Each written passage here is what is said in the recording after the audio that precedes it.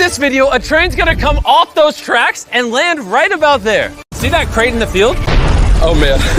That is around 1% of the explosives surrounding this money. Spend as much money as you want to protect this 50 grand. Whatever's left of this 50 grand when that TNT blows up, you keep. The first thing Will did was buy 12 industrial water containers and fill them with 20,000 pounds of water. And he should be, because this isn't even close to enough to stop the TNT. In a previous video, we put a jet engine on a car and it jumped over 8 buses. So this time we put 10 jet engines on the car and we're gonna see if it flies 10 times further.